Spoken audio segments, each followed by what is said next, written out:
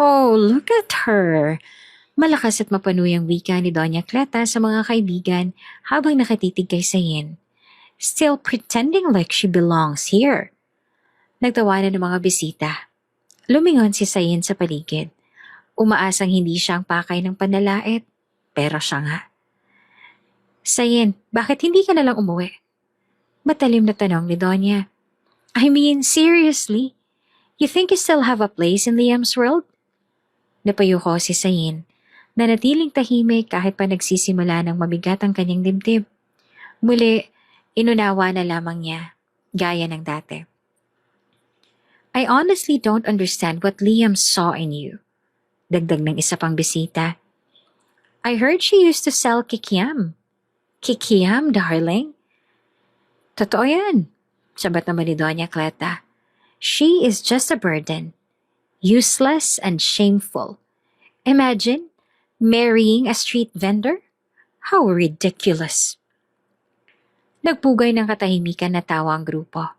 Para silang mga leon na walang awa sa isang muntik ng lamuning usa. Ngunit ngayong gabi, hindi si Sayin ang usa. Napakataas ang ulo niyang hinarap ang grupo. Hindi niya na kayang kimkimen pa.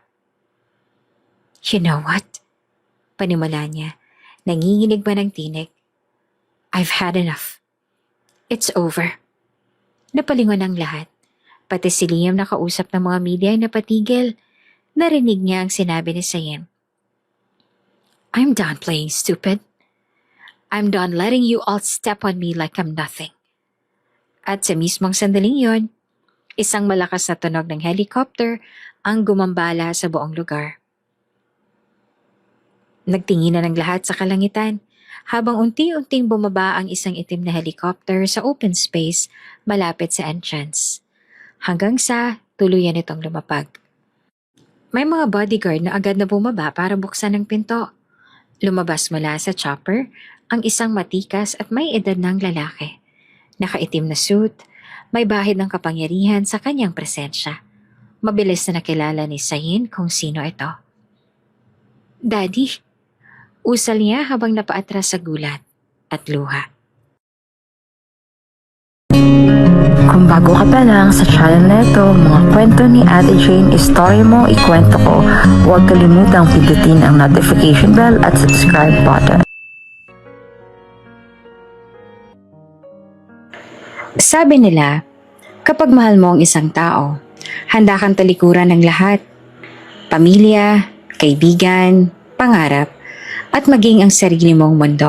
Makasama mo lang siya. Ganito ang naging paniniwala ni Sayin. Sa ngalan ng pag-ibig, iniwan niya ang lahat. Tinalikuran ng marangyang buhay na naghihintay sa kanya. Isinuko ang tiwala ng mga magulang at tinanggap ang bagong mundong inalok ng taong minahal niya ng buo. Hindi matanggap ng kanyang pamilya ang lalaking pinili niya. Para sa kanila, hindi ito karapat-dapat.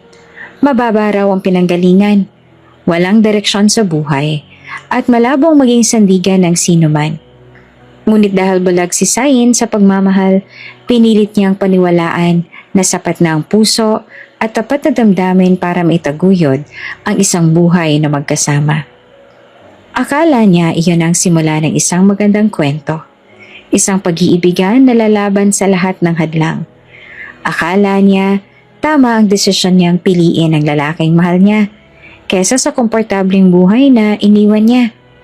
Ngunit sa paglipas ng panahon, unti-unti niyang nakita ang katotohanan. Hindi pala pagmamahal ang tinanggap niya, kundi kasinungalingan. Isang huwad na damdamin na binalot lamang sa matatamis na salita. Naranasan niya ang sakit ng pangungulila, hindi lamang sa pamilya kundi sa sarili niyang pagkatao. Doon niya napagtantong, hindi sapat ang pagmamahal lang. Dahil kung tunay ang pag-ibig, hindi nito ipaparamdam na mali ang lahat ng isinugal mo. Hindi nito hahayaan na ikaw lang ang lumalaban habang ang isa ay tahimik na sumusuko. Isang gabi, habang malakas ang ulan sa labas, nakaupo si Sayin sa harap ng bintana. Tanga ng isang lumang litrato nila ng asawa. Sa kanyang kandungan, isang liham na matagal nang hindi binubuksan, galing sa kanyang ina. Sa unang pagkakataon, binasa niya ito.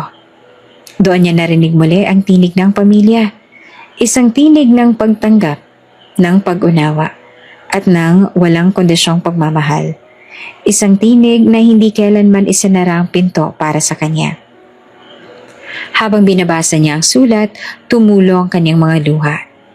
Doon niya lubos naramdaman ang bigat ng lahat ng kanyang pinili. Hindi niya na maibabalik ang nakaraan. Hindi niya na mababawi ang mga taong nasaktan niya. At higit sa lahat, hindi niya na maibabalik ang sarili niyang pusong buo noon, bago ito tuluyang nadurog.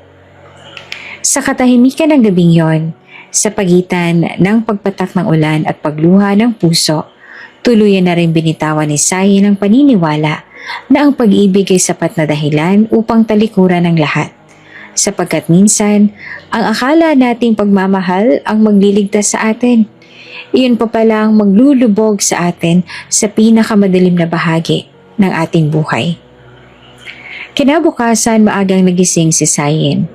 Dahan-dahan siyang bumangon mula sa kama at agad na napansin ang kawalan ng presensya ng kanyang asawa sa tabi niya. Lumabas siya ng kwarto at bumaba sa kusina, kung saan naroon ang isa sa mga kasambahay. "Manang, nasan si Liam?" tanong niya. Maaga pong umalis, ma'am," sagot ng kasambahay habang naghihiwa ng prutas. "May tumawag daw po sa kanya. Hindi pa po nagsabi kung saan pupunta. Hindi nga po nag-almusal dito eh." Napayuko si Sayin, pilit ng humiti. Pero alam na niya, sa kabila ng tahimik niyang pagtanggap, paulit-ulit niya nang nararamdaman ang pagkarupok ng relasyon nila. Kilala niya na kung sino ang tumatawag. At alam na rin niya kung anong dahilan ng bawat paglisan nito. Ganun ba?" Mahina niyang tugon tsaka tumalikod. Habang nilalabanan ng bigat ng dibdib, bumungad sa kanilang sala ang isang pamilyar na boses. "Ang aga mo yata nagising, Sayin." Napalingon siya. Ang ina ng kanyang asawa. Ang taong kailanman ay hindi nagpakita ng pagtanggap na siya ang pinakasalan ng anak nitong si Liam. "Magandang umaga po, Mama." Magalang niyang bate. Hindi siya sinuklian ng ngiti. Sa halip, tumingin ito sa paligid at saka umupo sa sofa. Tila ba sariling bahay ang itinuturing. "Hindi ko alam kung hanggang kailan ka pa magtsatsaga sa bahay na hindi naman talaga para sa'yo." Malamig nitong sambit habang tinititigan ang tasa ng tsaa sa harapan. Natigilan si Sayin. "Kailan kaya magpapasyang anak ko na hiwalayan ng isang kagaya mo?" Patuloy pa ng matanda. Nakakasawa rin naman ang paulit-ulit na gulo.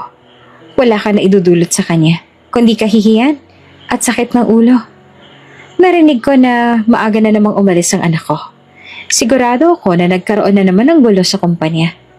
Subalit ang pinakasalan niyang babae ay hindi malang makatulong sa kanya.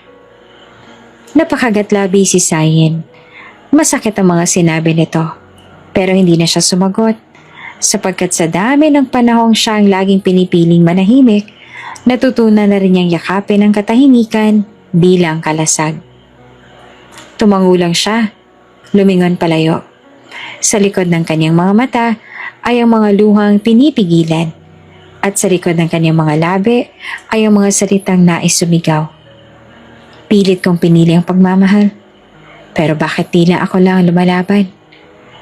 Mabuti na lang at hindi na nagtagal doon ang stepmother niya na sa tingin niya ang tangi lang sadya ay ipamukha sa kanya na wala siyang kwenta kasi hindi man lang siya nakakatulong sa kanyang asawa. Gabing-gabi na nang sa wakas ay bumukas ang pinto ng kanilang bahay. May katagalan bago pumasok ang lalaki. Agad na bumangon si Sayin mula sa sofa kung saan siya halos buong magdamag na naghihintay. Nakabukas pa rin ang ilang ilaw at malamig na kape sa lamesita na inahanda niya kanina pa. Pagkabukas ng pinto, naaamoy agad ni Sayin ng amoy ng alak na halos sumalubong sa kanya kasabay ng pagdating ng asawa. "Liam?" Mahina niyang tawag habang lumalapit. "Ano oras na? Bakit ngayon ka lang umuwi? Ni hindi ka malang nag-text." Pero hindi siya nito pinansin. Walang imik, walang tingin. Tila ba isa lamang hagdan na para bang pagod sa mundong ayaw nitong harapin. Wait, sandali lang. Makinig ka naman, please. Habol-habol ni Sayen habang tinutumbok ang paakyating landas ng asawa. Pagpasok ng lalaki sa kanilang silid, kasunod rin agad si Sayen. Hinabol niya, hindi dahil gusto niya makipag-away, kundi dahil gusto niyang marinig. Kahit kaunting paliwanag, kahit kaunting pagkalinga. Kanina bumisita si Mama. Bungad niya habang sinusundan ito ng tingin. Pinipilit ipulupot sa katahimikan ang hagad niyang pag-unawa. She was here out of nowhere. Dumating siya. Hindi siya nilingon ng asawa. Tahimik lang ito nagtanggal ng sapatos at isinabit ang coat sa gilid ng upuan. Parang wala siyang narinig. Mahal, please, makinig ka naman. Kahit ngayon lang She said something. Hindi siya naging maganda sa akin. Patuloy ni Sayen. Bakas na sa tinig niya ang pagkapit sa manipis na pag-asang maririnig siya ng taong mahal niya. Pero ang sagot nito, mariin, malamig at walang pag-aalinlangan. Kung ano man yung sinabi ni Mama, sigurado akong totoo yan. Parang may isang matulis na bagay ang bumaon sa puso ni Sayen. Hindi man lang ito analam kung ano ang sasabihin ng ina nito. Wala na talaga itong balak na pakinggan ang side niya dahil sa malaki ng tiwala nito sa kanyang ina. Tinanong niya ako kung kailan mo daw ako hihiwalayan. Mahina, pero matatag ang kanyang tinig.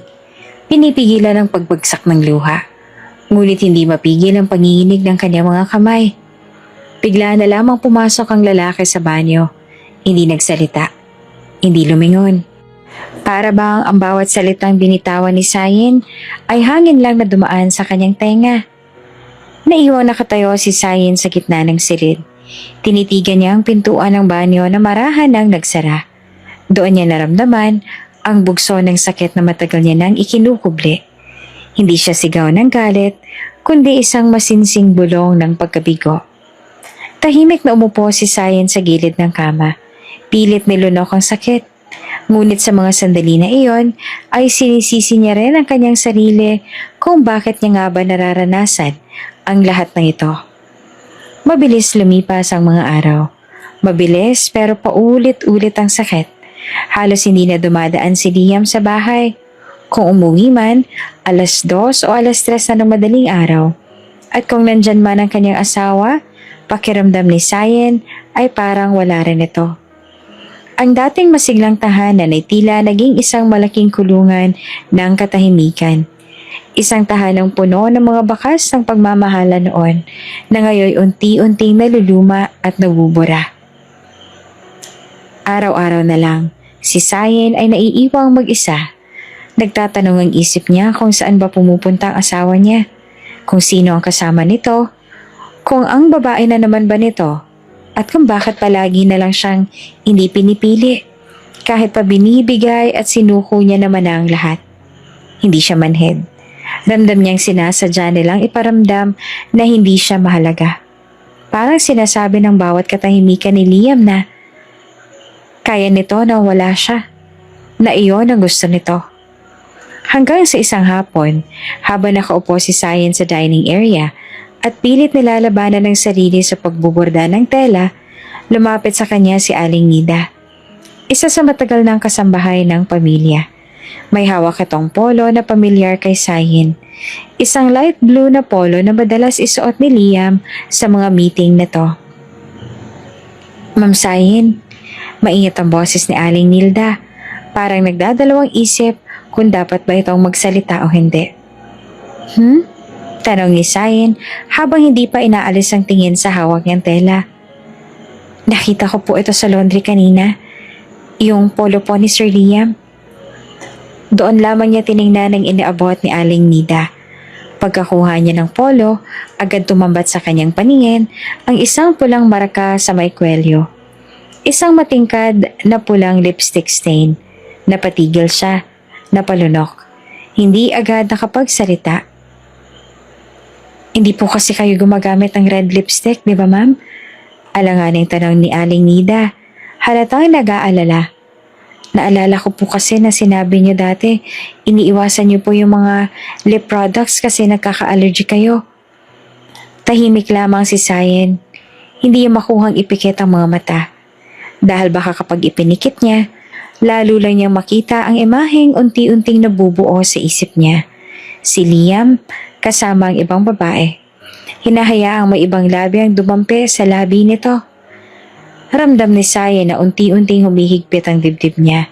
Para siyang nauubusan ng hangin kahit ang dami-dami sa paligid. Ma'am, marahang tanong ni Aling Nida. Okay lang po kayo? Napatingin si Sayen sa kanya. Pilit ang ngiti, ngunit bakas ang lungkot sa mga mata. Okay lang ako, Aling Nida. Mahina niyang sagot. Itinago ang nanginginig na tinig. Salamat ha, sa pagsabi. Opo ma'am, kung kailangan niyo po ng... Okay lang po ako talaga. Ulit pa ni Sayen nang mas mahina. Excuse me na muna ha. Papasok lang ako sa kwarto. At hindi na siya naghintay pa ng sagot. Dala pa rin ang polo, dahan-dahan siyang umakyat. Pinipilit maging mahinahon. Pinipilit huwag umiyak sa harap ng ibang tao. Pero pagpasok sa kanilang silid, agad niyang isinara ang pinto at sumandal dito. Bit-bit ang polo, dahan-dahan siya napaupo sa sahig. At doon na bumigay ang luha. Tahimik lang siyang umiyak. Hindi siya sumisigaw. Hindi siya nagwawala. Tahimik lang, pero wasak. Ang mga palad niyang humahawak sa polo ay nanginginig. Habang ang luha niya ay walang tigil sa pag-agos. Hindi niya na kailangang tanungin si Liam. Hindi niya na kailangang humingi ng paliwanag. Dahil minsan, sapat na ang isang mantsa para makita ang buong katotohanan. Ang pinakamasakit pa, hindi lang siya niloko, kundi binaliwala. At sa mga sandaling yon, ang tanging tanong sa puso niya ay, hanggang kailan ko kakayanin to? Patuloy ang mga araw ng pananahimik ni Sayen. Isang katahimikang hindi nakakapawi ng sakit, kundi lalo nagpapalalim ng sugat. Hindi lamang ang panlalamig ni Liam ang dinala niya araw-araw, kundi pati ang paulit-ulit na pambabastos at pagpaparamdam na hindi siya kailanman naging sapat. At kung akala niya ay si Liam lang ay nagpaparamdam sa kanyang hindi siya mahalaga, mali siya. Dahil mas matindi pa ang mga salitang binibitawan ng kanyang biyanang si Doña Cleta. Walang araw na lumilipas na hindi siya kinukutsa ni Doña Cleta. May araw pang nadinig niya ito nagsasabi habang may kausap sa tawag. Kung ikaw lang sana ang napangasawa ng anak ko, aba baka hindi na napahiya ang pamilya namin. Ewan ko ba kay Liam, si dinami-dami ng babae, isang hamak na tindera ng kikiam pa talagang napili. Pinikit na lang ni Sayen ang kanyang mga mata. Pinilit na wag pumatol. Noon, kinakaya pa niya. Noon, iniintindi pa niya. Hanggang sa naging sukdulan ng pagmamahiya nito sa kanya, kaya dumating ang araw na iyon, isang linggo ng hapon, habang ang araw ay mataas pa, ang buong mansyon ay abala sa pagtanggap ng mga bisita. Dumating ang mga amiga ni Doña Cleta. Ang mga babaeng halos kasing edad nito, mga mayayaman, makikintab ang alahas, at mababangong pabango na parang hindi marunong pagpawisan. Ay, Cleta, ang laki ng bahay mo, parang palasyo.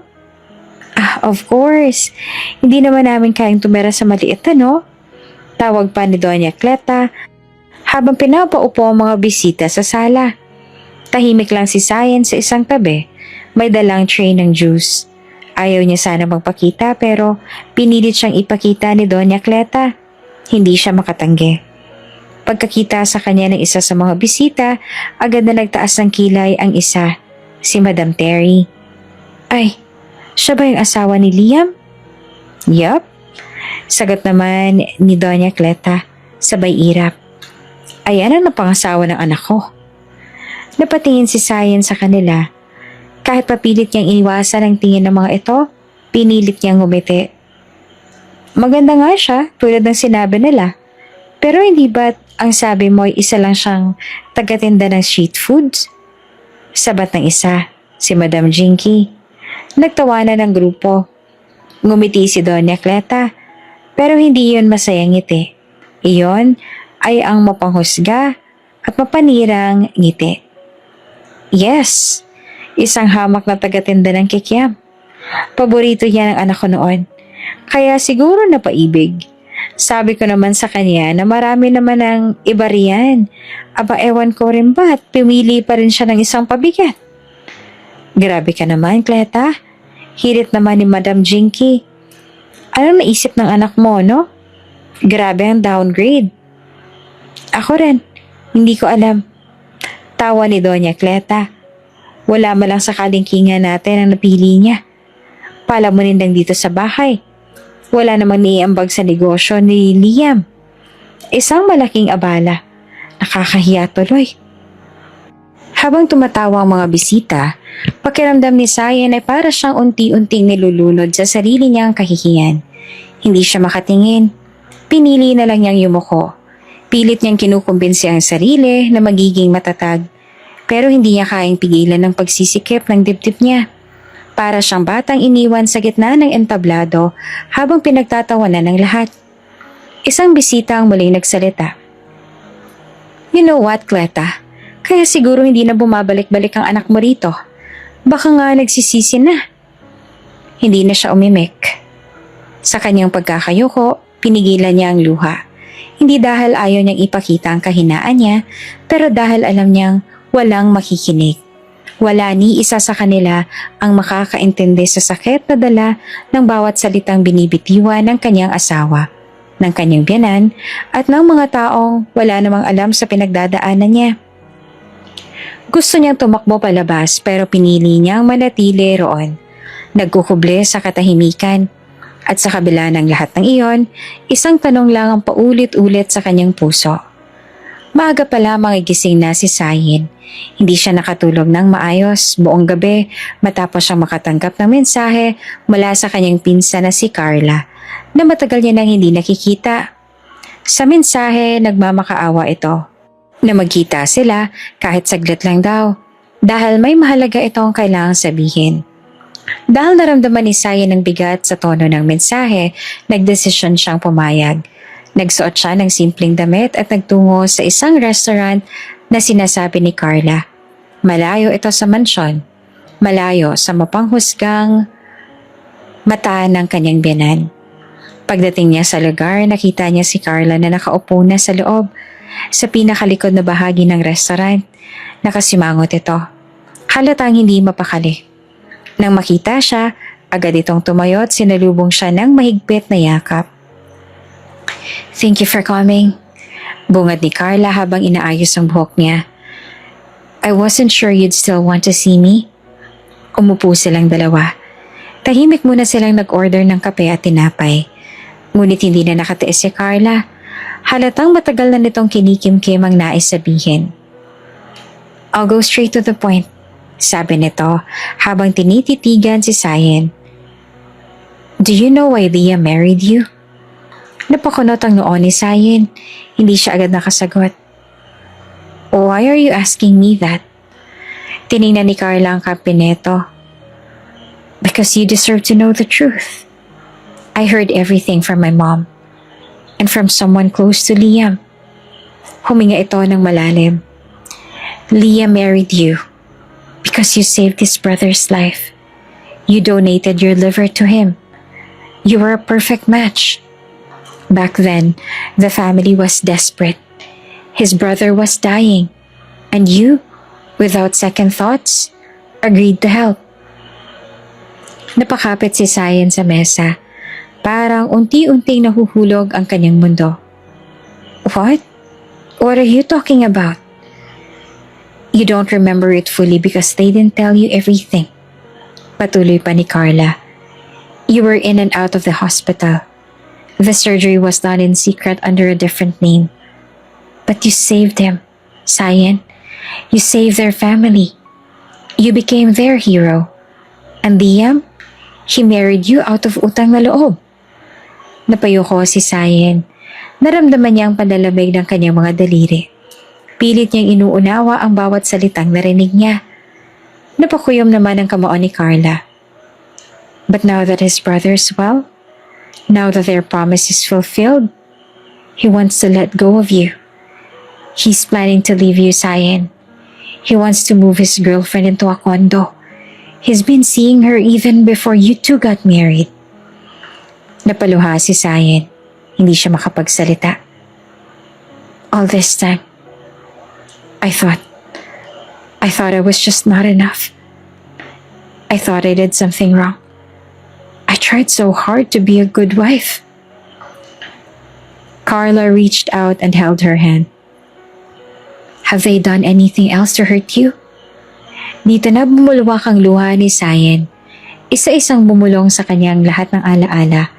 Ang mga sarkastikong ngiti ni Doña Cleta, ang mga panlalamig ni Liam, ang mga salita ng mga bisita, ang katahimikan sa hapagkainan, at ang mga gabing umiiyak siya ng palihim. They humiliate me every day. Sagot niya habang patuloy ang pag-agos ng kanyang luha sa pisngi. His mother treats me like a maid. She always mocks me for being poor, for selling fish balls and kikiam before she even called me a burden. Liam, he doesn't even look at me anymore. He sleeps in another room. I feel like I don't exist. Nagpantay ang tenga ni Carla. Damn him, Carla muttered. You don't deserve that. You gave him everything, Sayen. You gave his family life. And this is how they repay you? Pinunasan ni Sayen ang luha. Do you think I should leave him? Walang pagdadalawang isip na sumagot si Carla. Yes, please. Leave him before they destroy what's left of your heart. Go back to your parents. Go back to the life that made you strong in the first place. Napatingin si Sayen sa bintana. Tahimik ang labas. May ilang sasakyang dumaraan.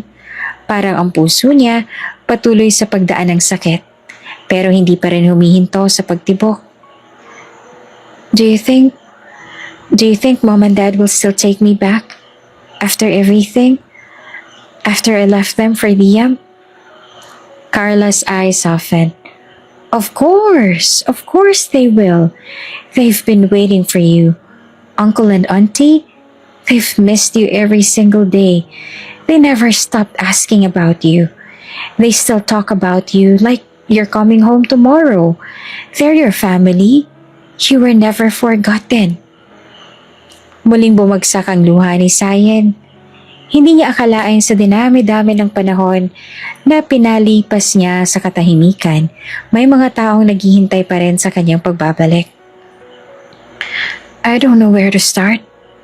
Carla smiled and squeezed her hand. Then let's start with leaving this place. You've already given too much, Sayen. This time, it's your turn to live. Ang araw ng grand opening ng bagong resort na pagmamay-ari ni Liam ay dumating na rin. Magarpo ang lahat.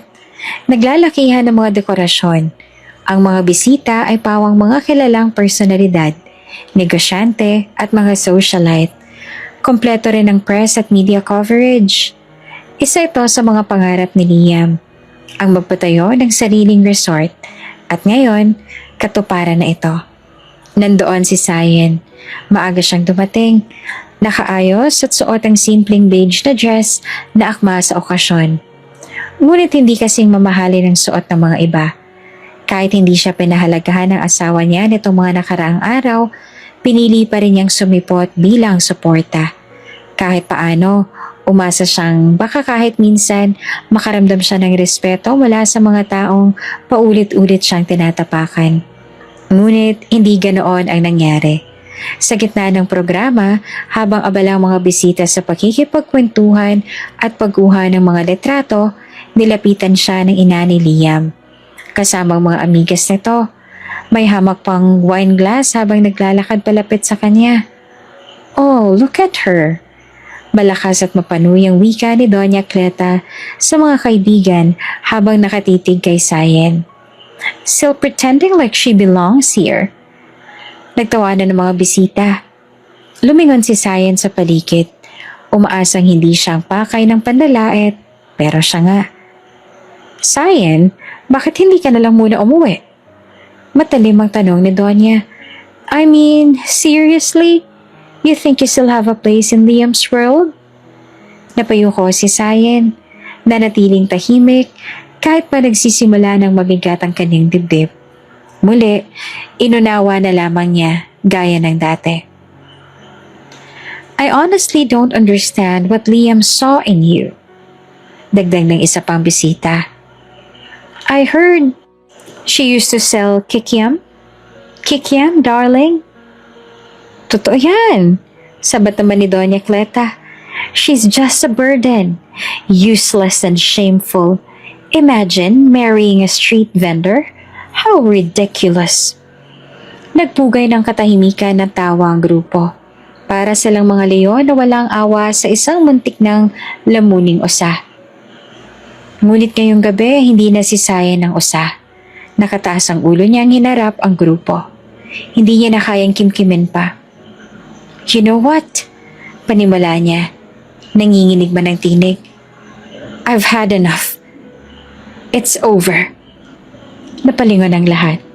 Pati si Liam na kausap ang mga media ay napatigil. Narinig niya ang sinabi ni Sayan. I'm done playing stupid.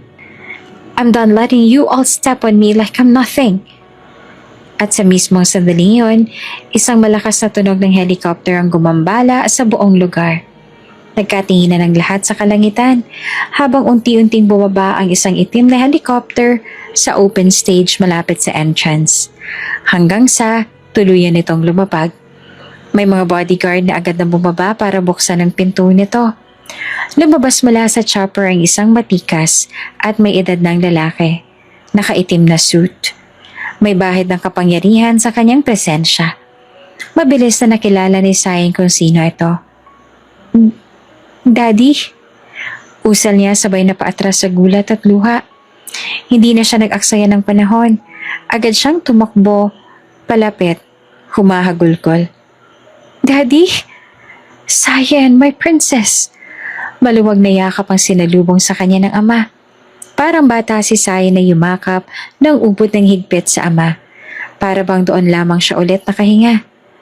Halos mapaiyak din ang kanyang ama habang hinahaplos ang buhok niya. I've been looking for you, anak. And now I'm here. I'm here to take you away. Natahimik ang buong paligid. Walang kahit sinong kumibo. Ang mga bisita, ang kanyang asawa, si Doña Celestine, lahat ay tila nabilaukan sa biglaang pangyayari. Wala ni isang makatingin ng diretsyo sa mag-ama. Pagkatapos ng mahigpit nilang yakapan, tumingala si Sayan sa kanyang ama. Luhaan, ngunit may liwanag na sa mga mata. What are you doing here, Daddy? Tanong niya na halos pabulong. I came to bring you back home. Sagot nito ng mariin. You don't belong here. Not with these people. From now on, no one will hurt you again. At nang marinig iyon, para bang gumaan ang mundo ni Sayan. Hindi niya na kailangang magsalita pa. Hindi na kailangang ipaliwanag ang lahat. Ang pagdating ng kanyang ama ay tila pagdating ng katarungan, ng pag-asa, ng bagong simula. Sa wakas, may taong lumaban para sa kanya. Nakatulala pa rin si Liam sa kinatatayuan niya habang nakikita ang yakap ni Sayan at ng lalaking bagong dating. Halatang hindi nito alam kung ano ang nangyayari. Tumigil ang pers sa pagkuha ng litrato at pati ang mga bisita ay hindi na makatingin ng diretsyo sa mag-ama. Ang bawat segundo ay tila huminto habang pinanonood ng lahat ang sandaling iyon. Ang muling pagkikita ng mag-ama, puno ng emosyon, tahimik, ngunit mas matindi pa sa kahit anong sermon o sigawan. At nang maramdaman ni Sayan na handa na siyang harapin ang lahat, lumingon siya sa paligid. Pinunasan ang kanyang luha at saka muling tumingin sa ama. Ngunit bago pa man makapagsalita ang pamilyar na tinig, ay sumigaw sa likod. Sayan? Tawag ni Liam. Marahas ang hakbang papalapit. What's the meaning of this? Hinahabol ng takot at galit ang kanyang boses. Halatang hindi nito matanggap ang sitwasyon. Nang makita nitong paalis na si Sayen kasamang isang taong hindi nila inaasahan, agad itong lumapit. Pero hindi na ito nilingon ni Sayen. Wala na siyang lakas. At higit sa lahat, wala na siyang dahilan para manatili pa. Wala na siyang kailangang ipaliwanag, lalo na sa taong paulit-ulit siyang binigo. Hindi siya nagsalita. Tumalikod siya at muling hinawakan ang kamay ng kanyang ama. Magkasabay silang sumakay sa helicopter habang ang lahat ng tao ay nananatiling tahimik. Tila nahihiyang huminga. Sa isang iglap, iniwan niya ang lahat ng sakit, lahat ng alaala, at ang buhay na minsang akala niya ay para sa kanya. Pagkasara ng pinto ng chopper at habang unti-unti silang lumilipad palayo sa lugar, ay saka lamang muling nagsalita ang kanyang ama. "How are you now, princess?" Tanong nito habang nakatingin sa kanyang anak na kanina lamang ay niyuyurakan sa harap ng maraming tao. Sayen managed a faint smile. "I'm okay now, Daddy, because I'm with you." Doon na rin tuluyang bumagsak ang mga luha niya, hindi na dahil sa sakit, kundi dahil sa kaginhawaan. Sa wakas, safe na siya. Sa wakas, naramdaman niyang ulit ang pagmamahal. Ang walang kondisyong pagmamahal.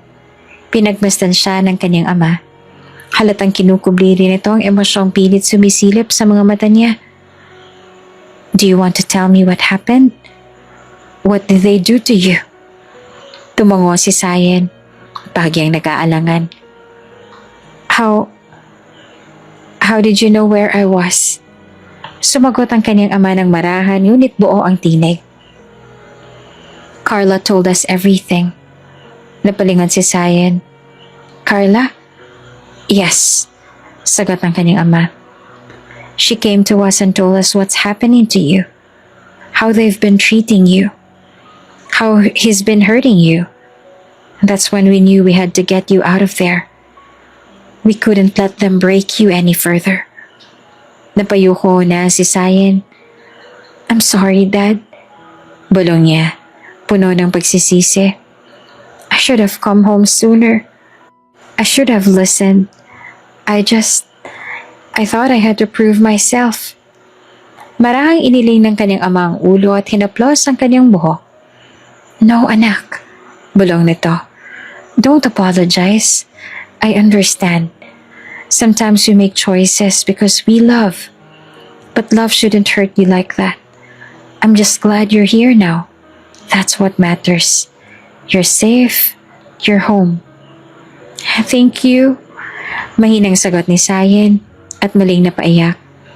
At sa dulo ng pag-uusap, niyakap siyang muli ng kanyang ama. Mahigpit, buo at puno ng proteksyon. "I promise you, my princess, no one will ever harm you again. Not while I'm here. Not while you're with us." At habang papalayo ang chopper sa lugar na minsan ay naging kulungan ng kanyang katahimikan, nakita ni Sayen sa ibaba ang mga liwanag ng resort na ngayon ay tila wala ng saysay. Wala ng saysay ang kayamanan, ang kasikatan, ang pangalan, kung wala namang tunay na pagmamahal. Dahil ngayong kasama niya na ang kanyang ama, doon pa lang siya tunay na nabubuhay. Paglapag ng chopper sa pribadong helipad ng Montessori Estate, agad na bumungad ang malawak na engrandeng tanawin ng kanilang mansyon. Isang malapalasyong tahanan na tahimik na nakatayo sa gitna ng berdeng hardin, napapalibutan ng mga fountain at marmol na estatwa. Sa harap ng mga hagdan naghihintay ang kanyang ina. Mahigpit na yakap ang baon, habang nangingilid ang luha sa mga mata nito.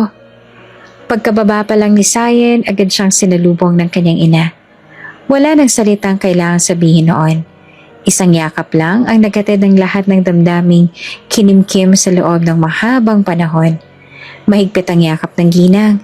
Tila ba nais nitong burahin ang lahat ng sakit at gabing niluha ng anak niya nang wala siya sa piling nila.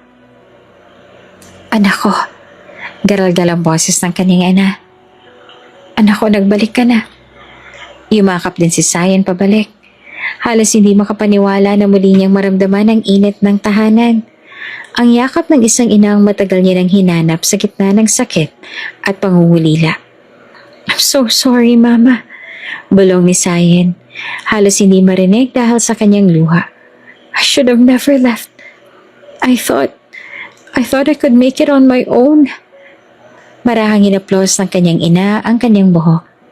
It's okay, anak. I'm not angry. I was never angry. Mahina ngunit puno ng damdaming sabi nito. Masaya ako ngayon dahil nagbalik ka na. Buo na tayo ulit. Dumating ang kanyang ama. Lumapit at marahang niyakap din silang dalawa. Sa gitna ng yakap, doon na nagbitiw ng pangako si Sayen. Isang pangakong mula sa puso. I promise, Mama, Papa, I won't leave again. I'll stay with you always. Nagtinginan ng kanyang mga magulang at kapwa sila na pangiti. Thank you, anak. Wika ng kanyang ama. Masaya kami ngayon. Wala nang hihigit pa sa pagbabalik mo. Sa gabing yon, tila isang ingranding pagdiriwang ang sumalubong sa kanya. Muling nabuhay ang buong mansyon sa kasiyahan. Parang isang prinsesang muling nagbalik sa kanyang palasyo. Ang bawat tauhan ng mansyon ay nakapila upang salubungin siya. May mga bulaklak, mga ngiti at yakap ng pagbabalik. Isa-isang niyakap ng mga taong dati niya nang tinuring na pamilya, ang mga hardinero, mga tagaluto, at maging ang matagal na nilang butler ay hindi na itago ang emosyon. Welcome home, Miss Sayen! Bati ng isa, napayuko pa habang nakangiti. Doon niya muling naramdaman ang buhay na para sa kanya talaga. Walang pang-aape, walang pandalait, walang pamimilit. Sa tahanang ito, siya si Sayen Montessori, ang pinakabatang anak ng isa sa pinakamakapangyarihang pamilya sa bansa. At walang dudang, isa rin sa pinakamayaman. At simula noong araw na yon, parang isang prinsesa na ang turing sa kanya ng lahat. Hindi dahil sa yaman, kundi dahil sa pagmamahal. Dahil sa wakas, bumalik na siya sa kanyang tunay na tahanan at sa tunay na mga taong nagmamahal sa kanya. Lumipas ang mga araw na para bang pinawi ng hangin ang lahat ng sakit na minsang dumurog sa puso ni Sayen. Sa piling ng kanyang mga magulang, unti-unti niyang naranasan muli ang buhay na tahimik, payapa at puno ng pagmamahal.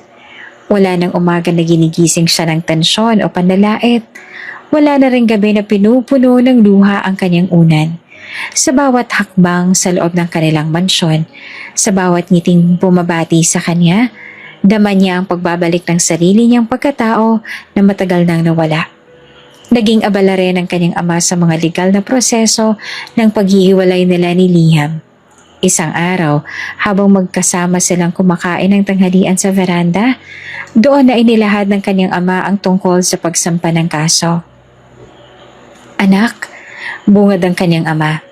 Marahang paglapag ng mga dokumento sa ibabaw ng mesa. Naumpisahan na ng abogado natin ang proseso ng annulment. Huwag mo nang alalahanin ang anuman sa legalities. Kami na ng mama mong bahala rito. Napatingin si Sayen sa mga papel. May kaba sa kanyang dibdib. Ngunit may bahagyang ginhawang sumabay. Ito na po yun? Mahina niyang tanong. Tumango ang kanyang ina at inabot ang kamay niya. Oo, anak. Ang kailangan mo na lang gawin ay pirmahan ito. After that, everything else will follow. Nanatiling tahimik si Sayen sa ilang sandali. Habang pinagmamasa ng mga papel sa harapan niya, parang isang panaginip lang ang lahat na dati halos hindi niya makaalis sa anino ni Liam. Ngayon ay mismong magulang niya na ang gumagawa ng paraan upang siya ay tuluyang makalaya. Mahal ko naman siya dati. Mahinang bulong niya. Halos hindi para sa iba kundi para lang sa sarili niya. Pinili ko siya. Pinaglaban ko siya. Pero bakit ako pa rin yung pinagod? Hinawakan siya ng kanyang ina sa balikat. Anak, minsan kahit mahal natin ang isang tao, hindi sapat yon kung ang kapalit ay sarili mong dignidad, ang katahimikan mo, ang dangal mo bilang babae. You did what you could, Sayan. Pero hindi mo kailangang masaktan araw-araw para lang masabing nagmamahal ka. Doon na rin niya napagtanto, kahit hindi niya inaasahang darating sa ganitong punto ang buhay niya, kahit may parte pa rin sa puso niyang umaasa at nasasaktan, nahanap niya ng kapayapaan na kay Liam ay hindi-hindi niya naranasan. I'm okay now. Mahina ngunit buo niyang sambit habang tinitingnan ang kanyang mga magulang. Masakit pa rin pero at least ngayon alam ko nang hindi ko na kailangang ipagsiksikan ang sarili ko sa mga taong ayaw naman sa akin. Hindi ko na kailangang pakinggan yung mga masasakit na salita nila. Yung mga tingin na parang wala akong halaga. Dito sa inyo, dito ko nahanap yung kapayapaan. Ngumiti ang kanyang ama habang marahang tinapik ang kanyang kamay. And you deserve that, anak. You deserve peace, love, and respect. Niyakap siya ng kanyang ina sa gilid at sa kauna-unahang pagkakataon sa matagal na panahon, ngumiti si Saya ng totoo. Isang ngiting kahit may luha pa rin sa kanyang mga mata, dala na nito ang paghilom ng puso niyang minsang nagdusa. At sa araw na iyon, pinirmahan niya ang mga papel, hindi bilang tanda ng pagkatalo, kundi bilang pagwawakas ng isang yugto na hindi para sa kanya. Simula noon tinahak niya ng panibagong daan, hindi bilang asawa ni Liam, kundi bilang si Sayan Montessori. Lumipas pa ang ilang linggo mula nang pirmahan ni Sayan ang mga papeles ng annulment. Mula noon, ni Anino ni Liam ay hindi niya na muling nakita pa. Ni isang mensahe o tawag ay wala siyang natanggap. Tahimik ang lahat. At kahit may bahagyang parte sa puso niya na nagtangkang magtanong kung bakit, alam niya na ang sagot. Dahil iyon sa kanyang mga magulang. Sila ang gumawa ng paraan para hindi na muling makalapit sa kanya si Liam. Sa lahat ng pagkakataong pwedeng bumalik ito para magpaliwanag, humingi ng tawad o piliting ayusin ang lahat, pinutol na nila ang tulay pabalik. At bagaman may kirot pa ring naroon, mas pinili ni Saya na magpasalamat. Dahil sa katahimikan na iyon, muling naibalik sa kanyang sigla, ang kanyang mga ngiti, at ang mga gabing mahimbing ang tulog. Ngunit sa likod ng bagong katahimikan na iyon, may kakaibang nangyayari sa kanyang katawan. Sa mga nagdaang araw na papadalas ang kanyang pagkahilo, madalas ay sumusuka siya sa tuwing umaga, at minsan pa ay kahit wala siyang kinakain, ay tila sumusuray ang kanyang paningin. Isang gabi habang nakaupo siya sa veranda at umiinom ng mainit na tsaa, bigla na lamang siyang nawala ng malay. Agad siyang isinugot ng kanyang mga magulang sa ospital. Panay ang tawag ng kanyang ina sa kanya habang nakasakay siya sa kotse. Pinapainom ng tubig at pilit ginising. Pagdating sa ospital, agad siyang isinailalim sa mga pagsusuri. Ilang oras din ang lumipas bago bumalik ang doktor at lumapit sa kanyang kama habang hawak ang clipboard. Mabilis na tumayo ang kanyang ina. Doc, how is she? What happened to our daughter? Ngumiti ang doktor bago nagsalita. She's okay now but she needs a lot of rest. And there's something you all need to know. Nangihina pa rin ang dahan-dahan na naupo si Sayan. What is it, Doc? Diretso na tumingin kay Sayan ng doktor. You're pregnant, Mrs. Monteseres. Nanlaki ang mga mata ni Sayan sa narinig. Ang kanyang ina ay napahawak sa dibdib nito, habang ang kanyang ama naman ay biglang napatingin sa bintana. Pilit tinatanggap ang balita. What? Hindi makapaniwala sa sinasampit niya. You're about 6 weeks along, patuloy pa ng doktor. It explains the dizziness, vomiting, and fatigue. But given what happened tonight, I strongly suggest you avoid any kind of stress. Your condition is delicate right now, and the baby's safety will depend a lot on how you take care of yourself. Hindi nakapagsalita si Sayan. Sa halip ay napatingin siya sa kanyang mga kamay. Nanginginig ito. Sa dami ng pinagdadaanan niya, hindi niya kailanman inasahan na magdadala siya ng buhay sa kanyang sinapupunan. Bunga ng pagmamahalan na minsan niyang ipinaglaban. Naupo sa kanyang tabi ang kanyang ina at hinawakan nito ang kanyang kamay. Anak, what are you thinking? Sinubukan niya ngumiti kahit pa lumuluha ang kanyang mga mata. I don't know, Ma. I'm scared. I didn't expect this. I didn't even know. Her father finally turned around and walked closer. Cyan, whatever happens, we're here. You're not alone. We'll take care of you and the baby. Just focus on resting, okay? Tumango siya. Bagaman mahina pa rin, isa iyong panibagong kabanata at bagaman hindi pa buo ang kanyang loob kung paano niya ito haharapin, ang alam niya lang, hindi na siya nag-iisa. Hinawakan niya ang kanyang tiyan at saka ngumiti. I may have lost so much, but maybe you're the reason I still have something to hold on to. At sa gabing iyon, habang nakahiga sa hospital bed, sa katahimikan ng silid at marahang patak ng dextrose sa kanyang kamay, unti-unting bumuo ng panibagong pag-asa ang puso ni Cyan. Isang simula para sa kanya at sa maliit na buhay na sumisibol sa kanyang sinapupunan.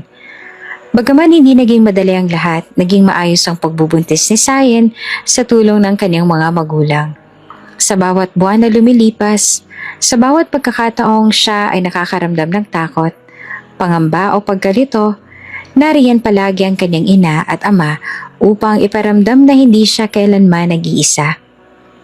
Anak, hindi mo kailangang alalahanin ng ibang tao. Wika ng kanyang ina habang pinapahiran siya ng langis sa tiyan isang gabi. Ang mahalaga, ligtas ka. Ligtas ang anak mo. At totoo nga iyon. Sa unang pagkakataon sa mahabang panahon, ramdam ni Cyan ang uri ng pagmamahal na hindi kailanman nagkulang. Hindi niya kailangang ipaglaban ang sarili para mapansin. Hindi niya kailangang mamalimos ng kaunting atensyon o malasakit. Hindi tulad ng dati ng mga panahong pilit niyang pinapakinggan ng tibok ng puso ng isang taong unti-unti na pala siyang nilalayo sa kanyang sarili. Pagkatapos ng legal na pagwawakas ng kasal nila ni Liam, nagdesisyon si Cyan na iwan ang bansa. Ayaw niya na ng kahit anong koneksyon sa nakaraan.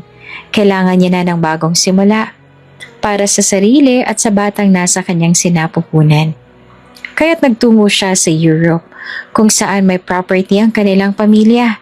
Isang malawak at tahimik na bahay sa gilid ng lawa, malayo sa gulo ng syudad. Doon niya ipinagpatuloy ang kanyang pagbubuntis at doon rin niya isinilang ang kanyang anak. Isang malusog na sanggol na babae na agad niyang minahal sa unang tingin. You're my little miracle. Aniya habang yakap-yakap ito. You saved me. Hindi siya kailanman iniwan ng kanyang mga magulang. Dumadalaw ang mga ito buwan-buwan. Minsan ay nananatili ng ilang linggo. Sinisiguradong maayos ang kanyang kalagayan, na may sapat siyang pahinga, tamang pagkain at higit sa lahat, walang iniindang sakit sa puso. Ang kanyang ama ang madalas magdala ng prutas tuwing umaga, habang ang kanyang ina naman ang nagbabantay sa sanggol kapag kailangan niyang magpahinga. Sa kabila ng layo, hindi niya kailanman naramdamang malayo siya sa pamilya. At sa mga mata ng mga taong nakapaligid sa kanya, sa bagong lugar na tinutuluyan niya, isa siyang ina na may matatag na puso, na kahit muntik na itong madurog noon, ay muling nabuo dahil sa pag-ibig sa kanyang anak. Doon niya rin nahanap ang tahimik na buhay na matagal niyang hinangad. Walang sumbatan, walang masasakit na salitang binibitiwan, walang palaging tanong kung sapat ba siya. Sa halip, natagpuan niya ang katahimikan na pilit niyang hinahanap noon pa man. At kahit may bakas pa rin ng sakit tuwing naaalala ang mga alaala ng nakaraan, mas pinili na ni Cyan na lumingon na lang doon bilang paalala kung gaano siyang katatag. Hindi para balikan kundi para hindi na ulit hayaang masaktan ng sarili, para sa isang taong hindi marunong magpahalaga. Dahil ngayon, hawak niya ang isang bagong buhay, isang anak na nagsisilbing sagot sa kanyang mga dasal. At para kay Cyan, iyon ang sapat na dahilan upang magpatuloy. Malayo man sa dating mundo, pero malapit sa kung anong totoo at kung sino talaga siya. Lumipas ang mga taon at gaya ng pangarap ni Cyan, lumaki ng maayos at puno ng pagmamahal ang kanyang anak. Isang batang babae na hindi lamang maganda, kundi may mabuting puso at malambing na diwa. Pinangalanan niya itong Celestine Aviana, isang pangalang pinili niya hindi lamang dahil sa tunog nitong maringal at elegante, kundi dahil sa kahulugan nito. Heavenly Bird. Para kay Sayen, tunay ngang ang anak niya ay isang biyayang mula sa langit. Si Celestine ay lumaki sa isang tahimik at maaliwalas na lugar sa Europe. Malayo sa ingay at gulo ng mga nakaraang alaala. Sa tulong ng kanyang mga magulang na laging nariyan, napalaki ni Sayen ang anak ng buong pagmamahal at malasakit. Sa bawat hakbang na Celestine, mula sa unang pagngiti hanggang sa unang hakbang at unang salitang mama, nandoon si Sayen, nakabantay at nakangiti. Parang sapat na ang lahat kahit hindi kompleto ang pamilya. Always be kind, anak. Madalas niyang paalala kay Celestine tuwing gabi bago matulog. Not because the world is always kind to you, but because it's who you are. At tumatak ito sa puso ng bata. Lumaki si Celestine na magalang, malambing at madaling makasundo ng iba. Kapag may batang umiiyak sa school, siya ang unang lumalapit. Kapag may bagong estudyante, siya ang unang bumabate. Isang hapon, habang sinusundo ni Sayen ang anak mula sa school, masayang sinulubong siya ng bata. Dala-dala ang isang simpleng drawing ng dalawang batang naglalaro sa playground. "Mama, look!" Aniya habang inaaabot ang papel. "This is me and Orion." Nagulat si Sayen. "Orion? Your classmate?" Celestine nodded, her ponytail bouncing. "Yes, he's new but he's super fun. He said I'm his first best friend here." Napangiti si Sayen. "Wow, that's nice, anak. I'm happy you're making friends." Nagpatuloy sila sa paglalakad pa uwi habang masayang ikinakwento ni Celestine ang buong araw niya. Ngunit biglang natahimik ito habang nakaupo sa sasakyan. Lumingon siya sa kanyang ina. Seryosong-seryoso ang mga mata. "Mama," nag-aalangan na sabi nito. "Kanina po sinundo si Orion ng daddy niya. Then he asked me, where's my daddy?" Napatingon si Sayen sa rearview mirror. Hindi siya agad nasagot. Pero hindi rin siya nagulat sa tanong ng anak. Alam niyang darating din ang araw na ito. Ininto niya sandali ang sasakyan sa gilid ng kalsada. Humarap siya sa anak at hinawakan ng maliit nitong kamay. "Anak, your daddy and I were no longer connected. That means we don't talk anymore and we don't see each other. We had to go separate ways because we wanted different things." "Was he bad?" tanong ng bata. Marahan siyang imeling. "No, he wasn't bad. But he didn't choose to stay. And that hurt me, anak. But I chose to protect myself. That's why we left." Tahimik si Celestine. Tumingin ito sa labas ng bintana. Ilang saglit ang lumipas bago ito muling nagsalita. "Mama, do you think he's happy now?" Huminga muna siya ng malalim bago sumagot. "Maybe. I think so. Do you want me to meet him someday?" That question struck a chord in Sayen's chest. Ilang segundo siyang natahimik. Pinagmasdan niya ang anak. Ang inosente nitong mga mata. Ang pagka-mature nito sa murang edad. "Do you want to?" Balik niyang tanong. Nag-isip si Celestine, tsaka tumango ng dahan-dahan. "I don't close the chance, Mama. If I meet him one day, I'd like to know who he is. But it's not like I can't live my life without him. You're enough for me, Mama. I'm happy. I just think it might be nice to know." Napatitig si Sayen sa anak. Napaluha sa sagot nito. Hindi dahil sa lungkot, kundi dahil sa kakaibang katatagan ng batang kanyang pinalaki. Ipinikit niya ang mga mata, tsaka hinalikan ang kamay ni Celestine. "Thank you, anak, for understanding something so big with such a small heart." "I got it from you," sagot ni Celestine tsaka ngumiti. Mula sa likod ng kanyang ngiti, alam ni Sayen na marami pang darating na tanong, ngunit sa ngayon, sapat na ang sagot. Sapat na ang katahimikan. Sapat na ang pagmamahala nila ang mag-ina. Dahil dito, walang kulang. Walang kailangang ipilit. at walang kailangang saktan. Dumating ang bakasyon ni Celestine sa kanilang eskwelahan.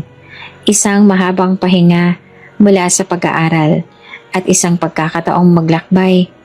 Dito na rin nagpasya si Sayen na bumalik ng Pilipinas, hindi lamang para sa pahinga, kundi para na rin sa mga responsibilidad na muling tumatawag sa kanya.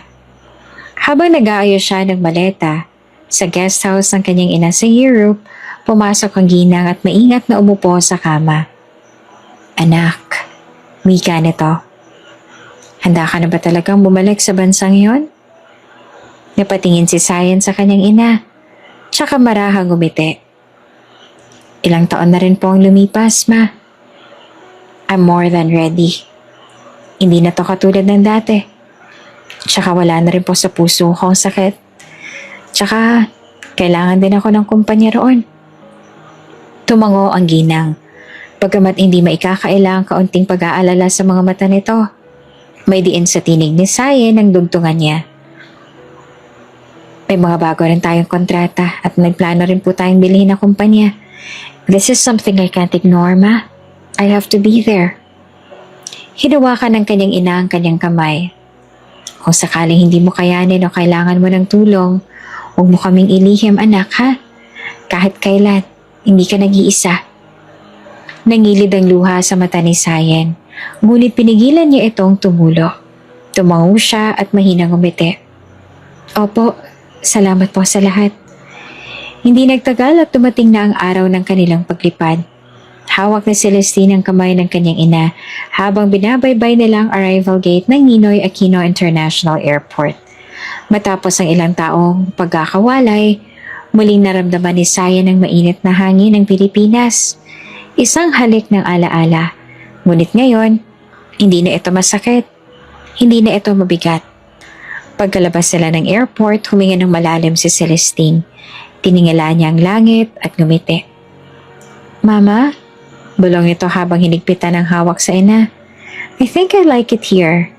Napalingon si Sayen. You do? Yeah. Sabay tingin sa paligid. It's so warm. Not just the weather. The place. It feels like home. Napangiti si Sayen. Damang kakaibang ginhawa sa puso. Oh, I'm glad, anak. I was worried you wouldn't like it here. No, tugon ni Celestine. I love it. I really do. Sa unang pagkakataon mula nang iwan niya ang Pilipinas, magaan ang hakbang ni Sayen. Wala nang pasaning dala ng nakaraan. Ang mga alaala ng sakit, ng pagtangis, ng pagbitaw. Sa halip, ngayon ay dala niya na ang panibagong lakas ng panibagong pag-asa. At higit sa lahat, ang anak niyang si Celestine ang pinakamahalagang biyayang nakuha niya mula sa lahat ng pinagdaanan. Ang bansang minsan niyang iniwan. Ngayon ay babalik siya bilang isang panibagong babae. Mas matatag, mas mapayapa at buo. Sa unang araw ng pagbabalik opisina ni Sayen sa Pilipinas, tila ba hindi malang siya nawala ng ilang taon. Maayos pa rin ang kanyang executive office, elegante at simple. Tulad ng gusto niya, ngunit ngayon may dagdag na siglang lugar. Siguro dahil kasama niya na ang anak niyang si Celestine at mas magaan na ang kanyang kalooban. Habang abala siya sa pagbubukas ng ilang file sa kanyang computer, kumatok ang kanyang sekretaryang si Dana at marahang pumasok. Ma'am Sayen, bungad ito. Just a heads up lang po. We're scheduled to meet with the CEO of the company na pinaplano nating bilhin next week. Yung final phase po of acquisition po na ito. Pero may kaunting changes po sa structure ng ownership. So baka gusto niyo po munang silipin muna? Napatingin si Sayen mula sa kanyang laptop. Okay, paki-ready ng lahat. Ayoko ng last minute surprises. At pakiiwan na rin sa table ko yung documents para mapag-aralan ko. Noted, ma'am. Tumango si Dana at inilapag ang folder sa mesa ni Sayen bago lumabas ng silid. Matapos ang ilang minuto, kinuha ni Sayen ang folder at sinimulang buklatin ito. Isa-isang page, binasa niya mga detalye. Contracts, background check, asset statements, and executive board list. Ngunit napahinto siya nang makita ang pangalan ng standing CEO. Nanlaki ang kanyang mga mata. Napasinghap siya. Hindi siya makapaniwala. Liam F. Valmores. Sandaling natigilan si Sayen. Habang bumibilis ang tibok ng kanyang puso, ang kanyang dating asawa. Siya ang CEO? Ano to? Mahina niyang bulong sa sarili. Bakit pangalan niya? Mabilis niyang binalikan ang unang pahina. Hindi niya agad nakilala ang kumpanya dahil iba na ang pangalan nito. Rebranded clearly. Hindi na ito ang dating pangalan ng kumpanya ng pamilya Valmores. Ngunit habang binabasa niya ang kasaysayan ng kumpanya, unti-unting lumilinaw ang koneksyon. Ayon sa summary ng dokumento, matapos ang ilang taon, bumagsak ang orihinal na kumpanya ng pamilya Valmores dahil sa internal issues at economic losses.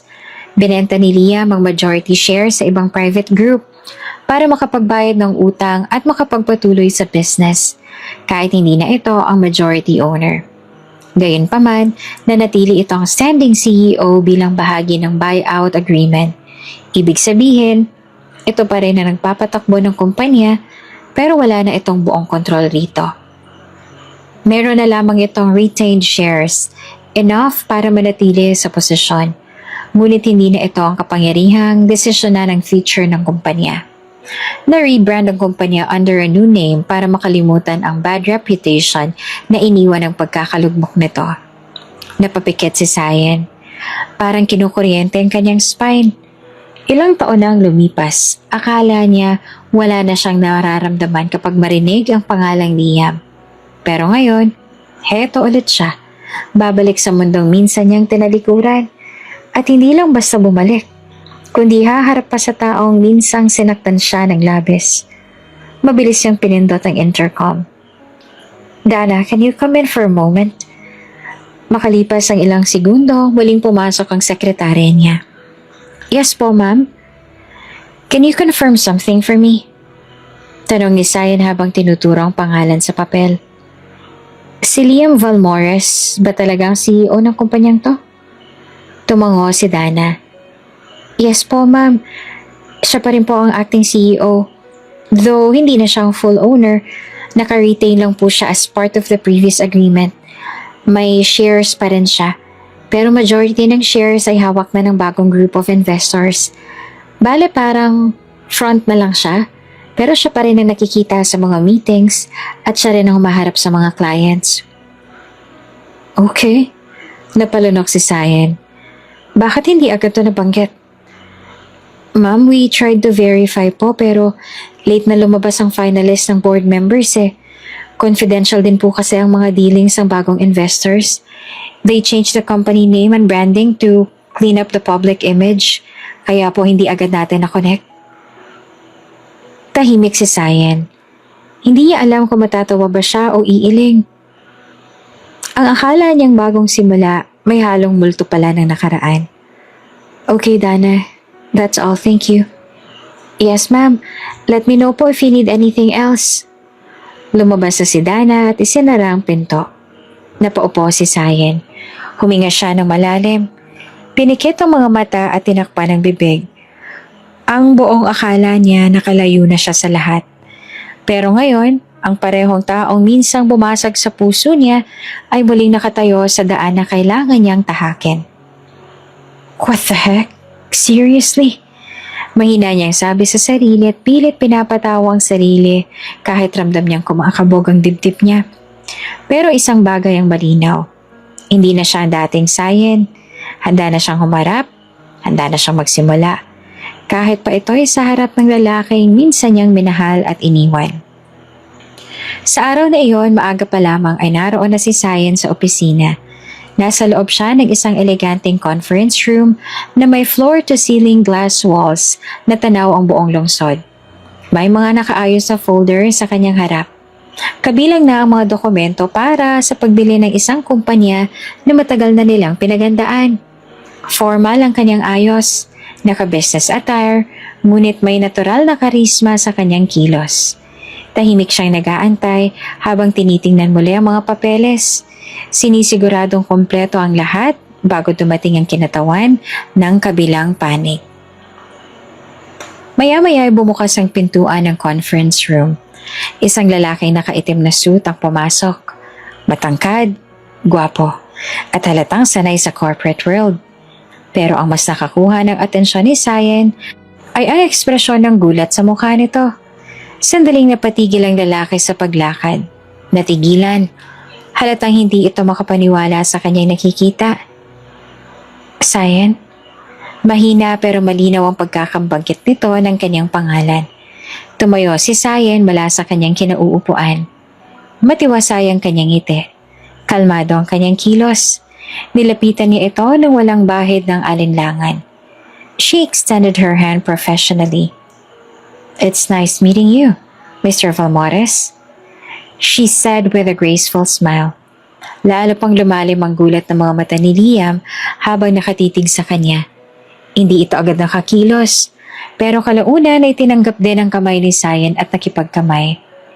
Ramdam ni Cyan ang bahagyang paninigas sa mga daliri ni Liam. Hindi ito handa para rito. Halata iyon. Ikaw? Ikaw palang bibili ng kumpanya? Tanong ni Liam. Bakas ang hindi maipaliwanag na damdamin sa kanyang tinig. Yes.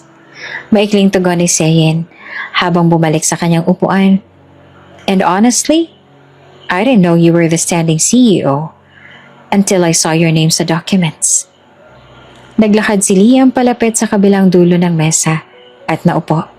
Tahimik, bahagyang luminga sa mga papeles bago muling tumingin sa kanya. So, ginagawa mo ba to para gumante? Tanong nito. Diretso pero may halong kabang tono. Bahagyang natawa si Cyan. Hindi sarkastiko, kundi puno ng tunay na kapayapaan sa puso. Gumante? Hindi ko na kailangan gawin yan. Sagot niya. I didn't even know it was you until recently. And for your information, wala na akong galit. I'm over it. I've moved on.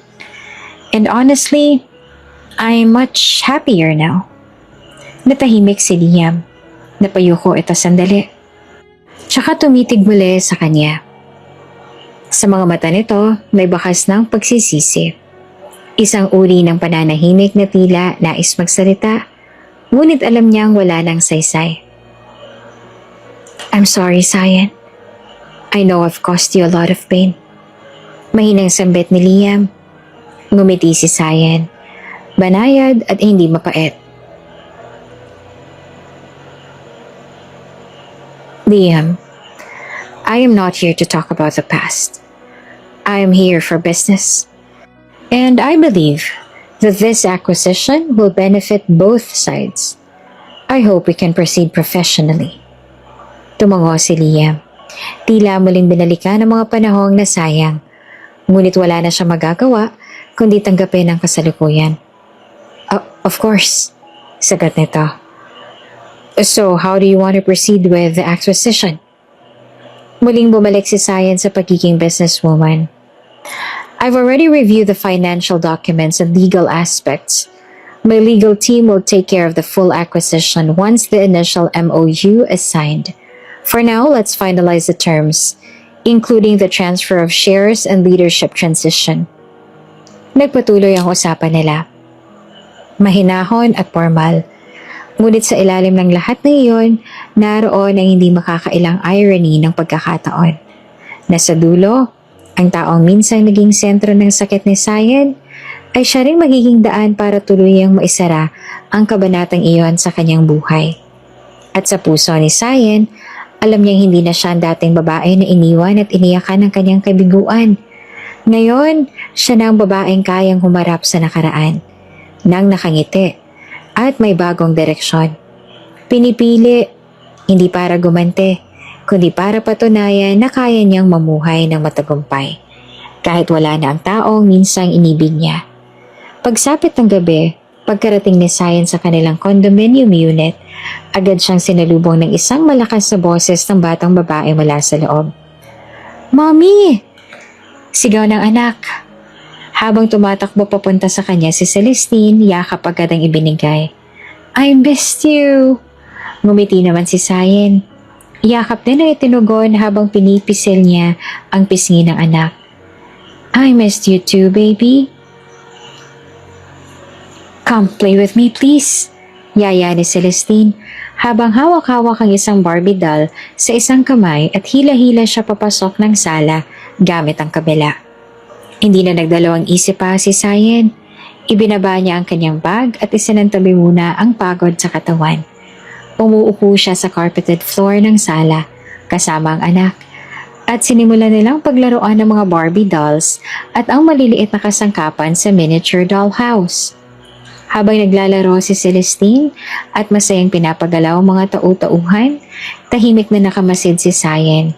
Nakangiti siya, ngunit sa loob-loob niya ay isang tanong ang paulit-ulit na umuukil-kil sa kanyang isipan. Sasabihin ko ba sa kanya? Sasabihin ko bang nakita ko na ulit ang kanyang ama? Saglit siyang napatingin sa anak, na abalang-abala sa pagpapakasal ng mga Barbie dolls nito. Habang kinakausap ng parang totoo ang mga manika. Napalunok siya. Hindi niya magawang sabihin. Hindi pa ngayon. Pagkatapos ng ilang sandali ng paglalaro, hindi naglaon ay nakatulog na si Celestine sa kanyang bisig. Habang sila'y magkayakap sa sofa, maingat niya itong binuhat at inilipat sa kama sa loob ng kwarto. Tinakpan ang kumot at hinalikan sa noo. Pagbalik niya sa sala, kinuha niya ang cellphone at tinawagan ang kanyang mga magulang.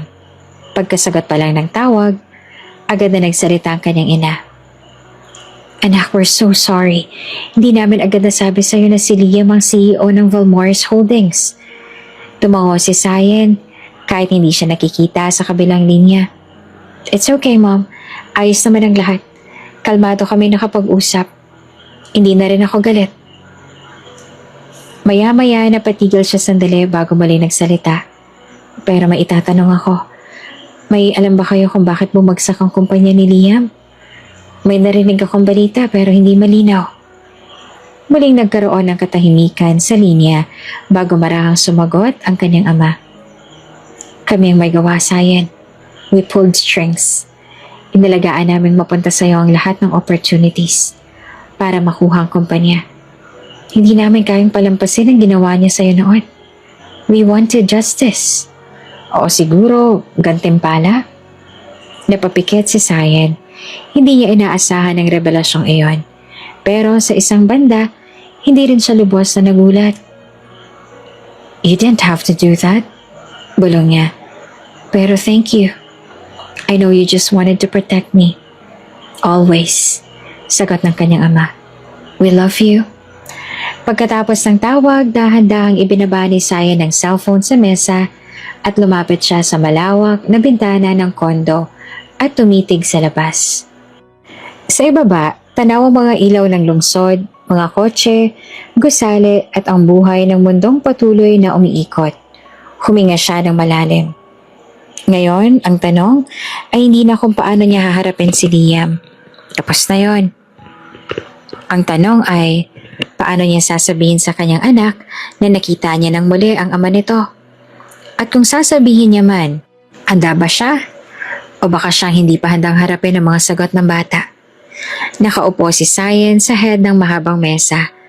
Habang hawak ang mga dokumentong nilagdaan kanina, sa harapan niya, nasa kabilang dulo si Liam. Seryoso at tahimik. Kakatapos lamang ng pagpirma at opisyal nang nailipat ang kumpanya sa kanyang pangalan. Pumasok ang legal counsel na magkabilang panig upang kumpirmahin ang finality ng lahat. Nakaayos na ang lahat ng papeles. Pumirma na ang mga kinauukulan. Ipinasa na rin ang susi at access codes. Tumayo si Sayen. Pinanatili ang profesional na ngiti sa mga labi. Inaabot niya ang kanyang kamay para makipagkamay. It was nice dealing with your team, Mr. Valmores. Everything went smoothly. Saglit na natigilan si Liam bago nito na tinanggap ang kamay ni Sayen. May bakas ng lungkot sa mga mata nito. Mabagal din na tumango si Liam bago nagsalita. Congratulations, Sayen. You deserve this. Tumango lamang si Sayen at hindi na nagsalita pa. Isa-isang nagsialisa ng mga legal representatives at advisors nila. Naiwan sa conference room ang dating mag-asawa, tsaka biglang nagsalita si Liam. Sayan, wait. Pwede ba tayong mag-usap? Lumingon si Sayan sa pinto. Nasa labas na ang lahat. Tumango siya. Sure, I have few minutes. Tumayo si Liam mula sa kinauupuan nito. Lumapit sa kinatatayuan ni Sayan, pero nananatili ang distansya. I want to say sorry sa lahat. I know I've hurt you. Hindi ako naging mabuting asawa. Hindi ko pinahalagahan kung anong meron tayo noon. I was selfish, arrogant. I thought success was everything. Tahimik si Sayan.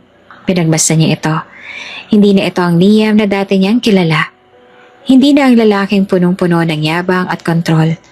Sa harap niya ngayon ay isang taong mukhang pagod, nagkamali, at nagsisisi. Halatang pinipigilan nito ang emosyon. I regret everything, especially letting you go. You didn't deserve what I did to you. Dahan-dahan namang ngumiti si Sayan. Hindi iyon ngiting masaya, hindi rin galit. Isa iyong ngiti ng isang taong matagal nang nakabangon. It's okay, Liam. Tapos na yon. Naitawid ko ng sakit. I've already made peace with everything that happened. Let's not dwell on it anymore. Bahagyang napayo ko si Liam. Tumango, pero halatang may bigat pa rin sa dibdib. Do you hate me? Napaisip si Sayan bago sumagot. Tumingin siya sa mga mata nito. No, I don't. Maybe before, yes. But now, no. Because hating you would mean giving you power over me again. And I've already taken that back. You've changed. I had to. Pain changes people. But in my case, I think it made me better. Tahimik, walang salita. Saka muli nagsalita si Sayan. Malumanay ngunit matatag. I didn't buy this company to prove something. I bought it because I believed in what it could be. Even after you lost it. Hindi dahil gusto ko nang gumente. I'm no longer that woman na kailangang ipaglaban ng sarili sa harap ng taong minahal. Pero sinaktan. Pilit itong umiti sa kanya. And I guess that makes you stronger than me. You'll be okay. We'll both be okay. We just have to walk different paths now. Tumango si Liam. Bagaman bakas ang lungkot sa kanyang mukha, para bang sa sandaling yon, sakala niya lubusang nakita kung sino na si Sayan ngayon at kung gaano siya nawala sa kanya. Pagkatapos ng ilang segundo ay nagsalita siya. I have to go. My daughter's waiting. Napatingin si Liam sa kanya. Bahagyang nagulat, pero hindi na nagtanong pa. Take care, Sayan. You too, Liam. Tumalikod si Sayan at lumabas ng conference room. Iniwan si Liam sa loob mag-isa. Tahimik at tila binabalikan ng mga alaala ng nakaraan. Habang papalayo si Sayan, magaan ang pakiramdam niya. Hindi siya nanalo para ipamukha ito sa kanya. Nanalo siya dahil pinili niyang bitawan ang lahat at magsimulang muli sa sarili niyang paraan. Matahimik ang buong lobby ng bagong headquarters ng kumpanyang kamakailan lang ay nakuha ng ni Sayan. Mataas ang kisame. Makintabang marmol sa sahig. Nakatayo si Sayan sa tabi ng anak. Si Celestine naman, habang pinagmamasa ng paligid. Malalaki ang mga mata ng bata. Punong-puno ng paghanga. Hinawakan nito ang kamay ng ina. Sabay lingon pataas. Wow, Mommy! Sabi ni Celestine na namamangha. Sa atin po ba talaga to? Ngumiti si Sayan. Bahagyang yumuko at hinaplos ang buhok ng anak. Yes, anak. Pag-aari na natin ito ngayon. Sabi niya na may halong tuwa at pagmamalaki sa boses. Biglang tumili si Celestine sa tuwa, tsaka tumalon-talon habang umiikot-ikot sa malawak na lobby. Natatawa siyang pagmasdan habang kumakaway sa mga receptionist. at ilang mga empleyado na nakatinging bumabati sa kanila. Wow, ang laki-laki po! Parang kaso, sigaw ng bata. Parang gano'n na nga, natatawang sabi ni Sayen. Habang naglalakad sila papunta sa elevator, kaakbay ang anak. Napahinto si Sayen sa hindi inaasahang tagpo. Sa di kalayuan, papalabas mula sa isang hallway si Liam, ang dati niyang asawa, at ang lalaking matagal niyang hindi nakita nang harapin niya ang panibagong yugto ng buhay niya. Natigilan si Liam nang mamataan sila. Nanigas sa mga balikat nito at agad na tumuon ang paningin sa batang kasama ni Sayen. Parang may kung anong kilalang pakiramdam na gumuguhit sa kanyang dibdib. Halos hindi siya makagalaw. Napahinto rin si Celestine. Hindi alam kung bakit pero parang bigla siyang natahimik. Tinitigan niya ang lalaki na bakas pa rin ang gulat at pag-aalangan. Dahan-dahang lumapit si Liam sa kanila. Nanginginig ang mga kamay na parang may nais tanungin pero hindi maibuka ang bibig. Napatingin si Celestine sa ina, litong-lito. Mommy, who is he? Tanong niya habang nakakunot ang noo. Lumuhod si Liam sa harap ng bata. Pinilit ngumiti sa kabila ng mabilis na tibok ng kanyang puso. My name is Liam, sabi nito.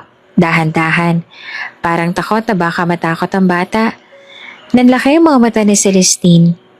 Ha? Kapangalan mo po ang aking ama? Bulalas niya habang napaatras ang bahagya. Hindi agad nakareact si Liam. Gulat na gulat din. Halos mapahinga siya ng malalim habang nilingon si Sayen. May tanong sa mga mata. Para bang sinasabi, totoo ba to? Ngunit tumango lamang si Sayen bilang kumpirmasyon.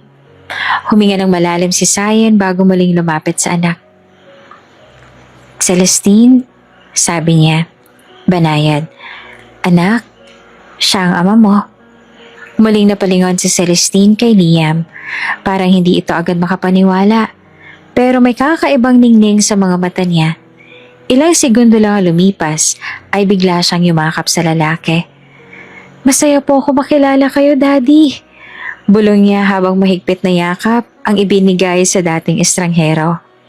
Nananatiling nakaluhod si Liam, pero para bang gumuho ang mundo sa paligid niya. Hindi niya napigilang mapaluha. Hindi niya akalain na ang araw na ito, ang araw na dapat itong ko lamang sa negosyo, ay magiging araw ng muling pagkakakilala. Sa anak niyang hindi niya alam na meron siya. Tumingin siya kay Sayen, naghahanap ng katiyakan, at tinugon siya nito ng isang tahimik na tango. Simula nang makilala ni Celestine ang kanyang ama, binigyan ni Sayen ng pagkakataon si Liam na gampanan ng papel na matagal na nitong naiwan, ang pagiging ama sa kanilang anak.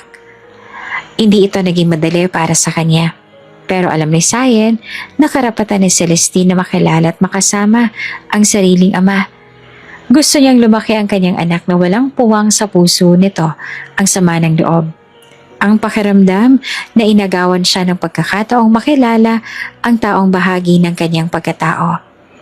Ngunit hindi ibig sabihin nito ay may babalik pa sa dati. Walang pagbabalik. Walang panibagong simula sa kanilang dalawa. Para kay Sayen, sapat na ang ginugol nilang alaala noon. Masaya man o masakit. Habang pinagmamasan niya ang mag-ama mula sa malayo, naramdaman niyang lumuwag ang dibdib niya. Sa unang pagkakataon, nakita niya ang tunay na ngiti ni Celestine habang nagkakwento kay Liam. Hawak-hawak ang kamay nito habang nagpapakita ng drawing na ginawa niya sa school. Nang magkaroon sila ng pagkakataong mag-usap ni Liam, habang abala si Celestine sa pakikipaglaro sa secretary nilang si Isa, si Liam ang unang nagsalita. Bakit hindi mo agad sinabi sa akin? Tanong nito. Hindi sa galit, kundi sa lungkot. Na may anak pala tayo. Napalingon si Sayen. Saglit na nagbuntong hininga. You can't blame me, Liam. I was deeply hurt. You left me with nothing but broken pieces. Tumango si Liam. Tila tinanggap ang bigat ng kanyang pagkukulang. I know. I'm sorry. I don't deserve any of this. But still, Thank you.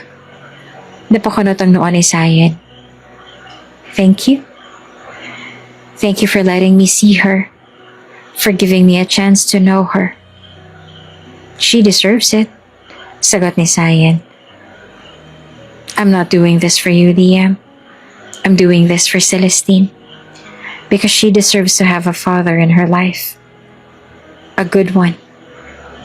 Tila tinamaan si Liam sa mga salitang yon. Hindi ito nagalit. Bagos ay napalunok na lang bigla at muling tumingin sa direksyon ni Celestine. I still hope, patuloy ni Sayan, that you'll be a good father to her. Because she deserves a good father, Liam. Muli siyang tumingin sa babae. Mas seryoso na ngayon ang kanyang mukha. I will, sabi nito, buong paninindigan. I promise, Sayan, I'll be a good father to her. I may have failed in many things, but I won't fail her.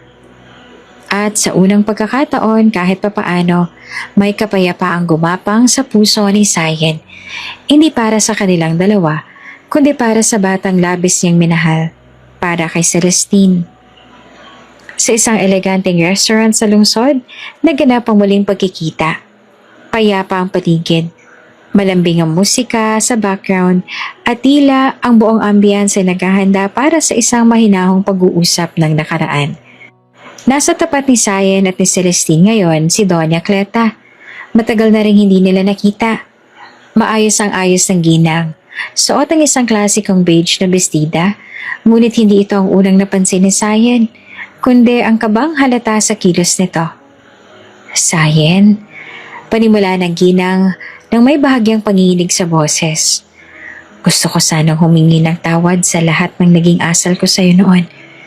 Alam kong nasaktan kita at hindi yan kailanman naging tama. Patawad. Tinitigan lamang siya ni Sayan sa loob ng ilang segundo at bahagyang ngumiti. It's all in the past now. Aniya sa mahinahong tinig. And where I am now, I'm happy. I've moved on. Kalimutan na lang natin ang lahat ng yon. Sa isang iglap, bumuntong hininga si Doña Cleta. Tila nabunutan ng tinik. Maraming salamat sa iyo, Aniya. At masaya akong makilala si Celestine. Napatingin si Sayan sa kanyang anak, nakasalukuyang abala sa pagtingin sa menu, habang masayang kumakanta ng pabulong. Masaya rin ako na nakilala kayo ni Celestine, sagot ni Sayan. She deserves to know where she came from. Pagkatapos, tinawid niya ang kanyang tingin kay Doña Cleta at sa anak nitong si Liam. Weeks from now, dugtong niya, babalik na kami sa Europe. May mga bagay pa akong kailangang asikasuhin doon. At doon na rin kami maninirahan. Bahagyang nalungkot ang mga mata ni Doña Cleta. Ngunit ngumiti ito at tumango. I'm just happy na binigyan mo kami ng pagkakataon na makilala siya, Aniya. Mabuti pa, sagot ni Sayan. Hayaan na natin ang nakaraan ay manatiling nakaraan.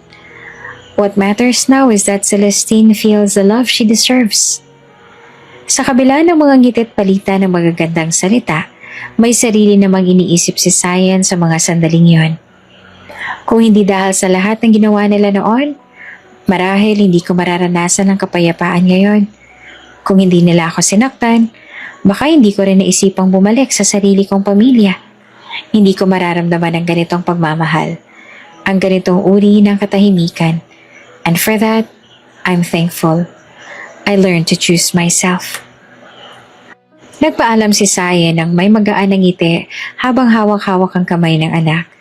Habang palabas sila ng restaurant, muli niyang narinig ang tawa ni Celestine, magaan sa puso. Malaya, at sa unang pagkakataon, matapos ang lahat, alam niyang buo na siya. Pagbalik nila sa Europe, ibang pakiramdam ang bumalot kay Sayan. Parang may natanggal na mabigat na kadenang matagal nang nakagapos sa kanyang puso. Sa wakas, matapos ang mahabang panahon ng katahimikan, galit at sakit, nakamit din nila ang tinatawag na peace of mind. Tahimik silang mag-ina habang nasa veranda ng kanilang bagong bahay sa Europe. Malamig ang simoy ng hangin. At masaya si Celestine habang nakaupo sa kandungan ng kanyang ina. Mommy? Sabi ni Celestine habang nakatingin sa langit. Thank you. Napatingin si Sayan sa anak. Para saan anak? Tanong niya habang hinihimas ang buhok nito. Thank you for letting me meet Daddy and Lola. Sagot ng bata. I am so happy to finally know them. Napangiti si Sayan kahit may bahagyang kirot sa kanyang puso. You deserve to know them, anak. Sabi niya. You deserve a family. Kahit hindi man naging perpekto ang nakaraan. Tumango si Celestine at sa inosente nitong tinig muli itong nagsalita. Thank you for everything, Mommy. Kahit masakit yung ginawa nila sa'yo, pinili mo pa rin patawarin sila. Ang bait mo, Mommy. I love you. Mahigpit na niyakap ni Saya ng anak. I love you more, Celestine. Ilang araw lang matapos ang bonding nila ni Celestine, kinausap ni Saya ng kanyang mga magulang. Maingat niyang ikinuwento ang lahat ng nangyari sa Pilipinas. Ang pagkikita nila ni Liam, ang muling pagharap kay Doña Cleta, at ang kanyang desisyon na patawarin ang mga ito. Hindi naman makapaniwala ang kanyang ama't ina. Anak, nagawa mong patawarin sila? Sa lahat ng sakit na dinanas mo dahil sa kanila? Tanong ng kanyang ina. Bakas ang pag-aalala sa boses nito. Tahimik lang si Sayin sa simula. Pagkatapos ay napatingin siya sa kanila. Mahina ngunit buo ang tinig. Dahil ayokong manatili ang galit. Ayokong yun ang ipamana ko sa aking anak. Gusto ko lang na magpatawad. Kalimutan ang lahat. At mag-focus sa kanya. Sa anak ko, sa kumpanya, at sa bagong simula namin. Napatango ang kanyang ama. Habang ang kanyang inay tahimik na napaluha. Labis ang pag-aangang naramdaman para sa anak nilang naging mas matatag kesa kailanman. At sa bawat araw na lumilipas sa Europe, mas ramdam nila ang katahimikan. Mas naging masaya si Celestine. Mas naging buo si Sayin. Hindi man naibalik ang nakaraan at hindi rin kailangan pang balikan iyon sapagkat sapat na ngayon ang bagong simula. Hindi inaasahan ni Sayin ang tawag na iyon mula sa Pilipinas. Habang nakaupo siya sa opisina, nakatanggap siya ng mensahe mula sa isang pamilyar na numero. Isa sa mga tauhan ng pamilya ni Liam. May kaba sa kanyang dibdib habang sinagot niya ang tawag. Hello? Ma'am Sayin, si Sir Liam po. Nasangkot sa isang aksidente. Sandaling nanlumo si Sayin. Anong klaseng aksidente? Car accident po, ma'am. Sa kasamaang palad, he died on the spot. Para bang biglang huminto ang mundo ni Sayin, hindi siya nakaimik. Parang hindi niya alam kung ano ang dapat maramdaman. Hindi sila nagkabalikan ni Liam, pero hindi niya rin maikakaila ang lungkot at awa para sa kanyang anak, si Celestine, anak nila. Paano niya ipapaliwanag ito sa bata? Agad silang bumalik ng Pilipinas upang dumalo sa burol ni Liam. Tahimik lamang si Sayin habang hawak ang kamay ng kanyang anak na hindi mapigil ang pag-iyak mula nang marinig ang balita. Sa mismong burol, sinulubong sila ni Doña Cleta. Wala nang dating matigas na pananalita nito. Sa halip kapansin-pansin ng lungkot at pagkabog sa damdamin ang bumalot sa matanda. Sayin, ani Doña Cleta habang pinipigilan ng luhang bumabagsak sa pisngi. Salamat sa pagpunta. Batid ko masaya si Liam kung saan man siya ngayon dahil kahit papaano'y nabigyan siya ng pagkakataong maging ama sa kanyang anak. Bahagyang umiti si Sayin kahit hirap. Alam ko rin po iyon. At masaya akong kahit papaano nakilala rin siya ni Celestine. Matapos ang ilang saglit, lumapit siya sa anak na nakaluhod sa tabi ng kabaong ng ama nito. Namumugto ang mata ni Celestine at tila hindi pa rin makapaniwala sa sinapit ng ama. Mommy, umiiyak itong lumingon sa kanya. Totoo ba wala na si Daddy? Lumuhod si Sayin sa tabi ng anak. Mahigpit niyang niyakap si Celestine. Oo anak, pero tandaan mo, kung nasaan man si Daddy ngayon, sigurado ako masaya siya. Dahil nakilala ka niya. Dahil kahit sandali, nakasama ka niya. Bakit po siya nawala agad? Umiiyak na tanong ni Celestine. Hinaplos ni Sayin ang buhok ng anak. Hindi natin hawak ang buhay, anak.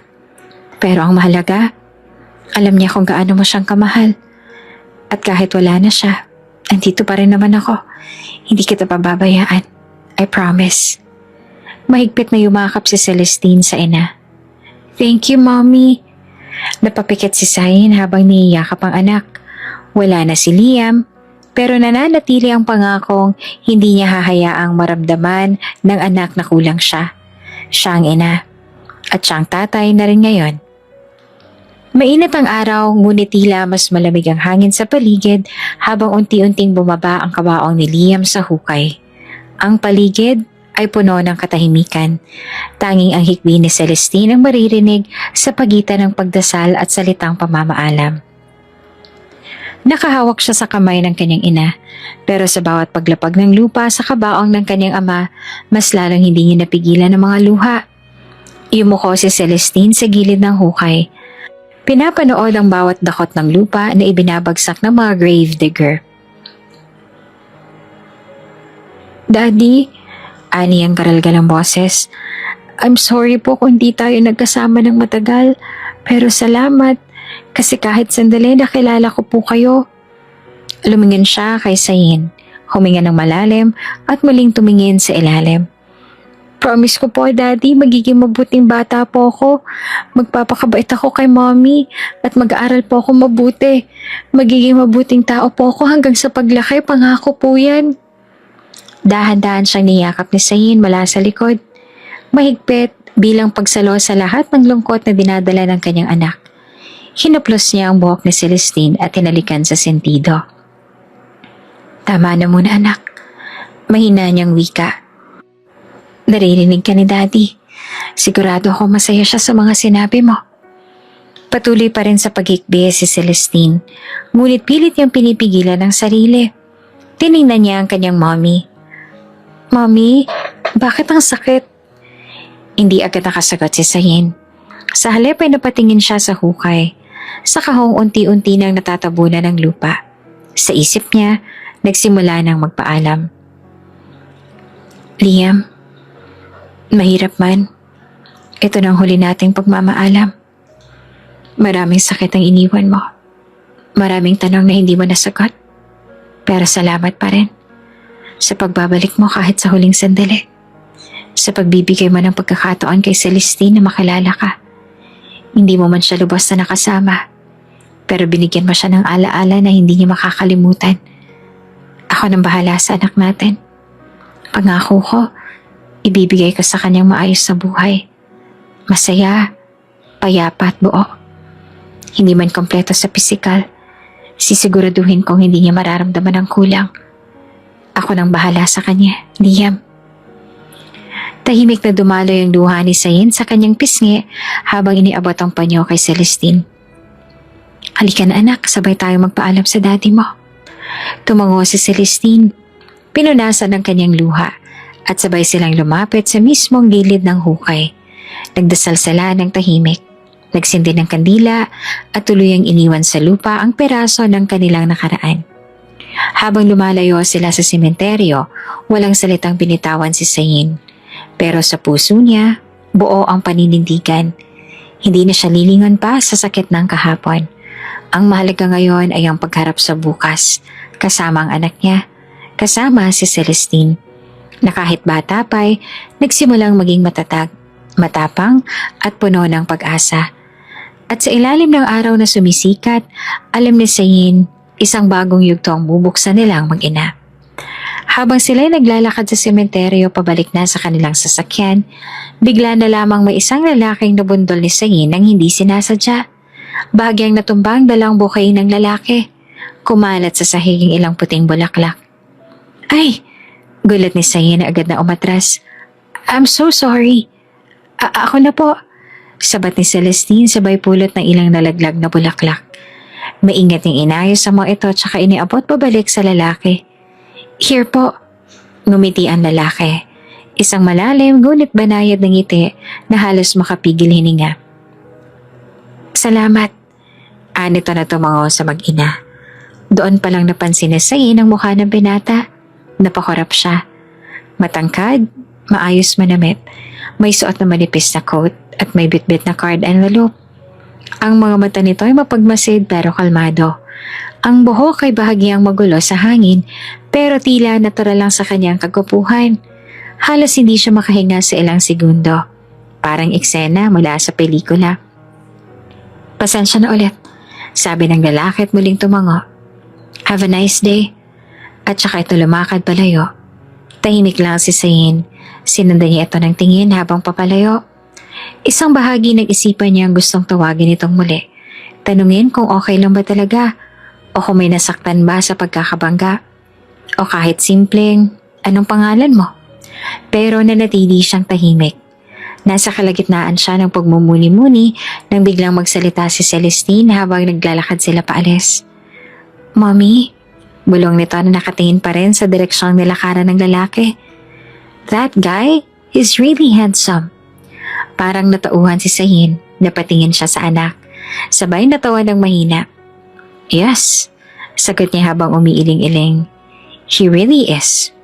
Napatingin ulit siya sa likuran, pero wala nang lalaki. Isang ngiti ang bumakas sa kanyang labi.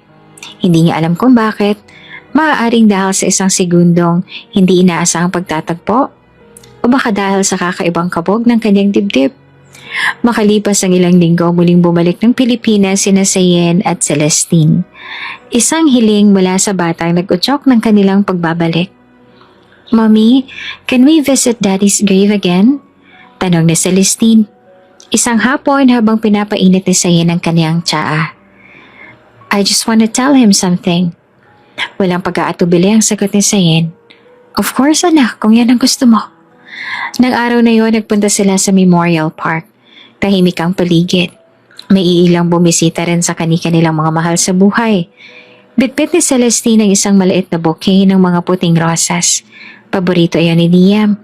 Habang si Sayin ay dinala nito ng kandila at simpleng dasal sa kanyang puso. Ngunit paglapit nila sa puntod, napansin nilang may nauna ng tao roon. Sa kalapit na bahagi, isang lalaki, nakatayo sa harap ng puntod ng kanyang mahal sa buhay. May hawak rin itong bulaklak at tila nananalangin. Napatingin pa ito sa kanila. Napakunot ang noo dahil sa gulat. At pagkatapos ay ngumiti. Oh, it's you again.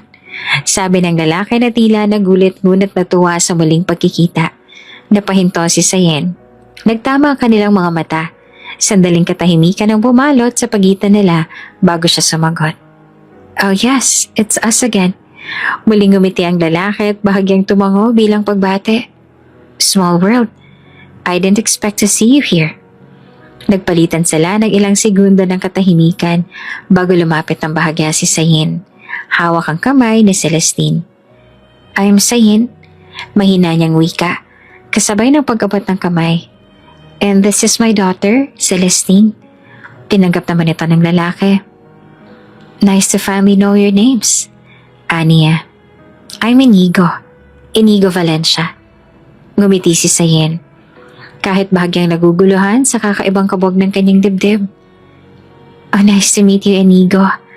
Saglit pa siyang tumahimik. We're visiting my daughter's father. Dagdag niya.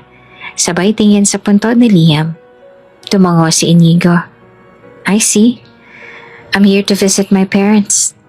Tugon nito sabay sulyap sa puntod sa tabi ng kanila. Nagtamang muli ang kanilang mga mata. Sa pagkakataong ito, may kaunting katahimikan na mas magaan. Mas tahimik, ngunit puno ng hindi maipaliwanag na koneksyon. Walang halong pilit, walang plano. Ngunit pareho nilang alam na sa mga sandaling iyon, may bagong kabanatang marahang bumubukas sa kanilang mga buhay. Habang inaalala ni Celestine ang kanyang ama, habang nag-aalay si Inigo ng dasal para sa kanyang mga magulang, at habang si Sayin ay tahimik lang na pinagmamasdan ng dalawa, hindi niya mapigilang maisip na marahil ay hindi pa tapos ang lahat para sa kanya. Marahil may nagsisimula pa lamang. Kung bago ka pa lang sa channel na ito, mga kwento ni Ate Jane, istorya mo, ikwento ko, huwag kalimutang pindutin ang notification bell at subscribe button.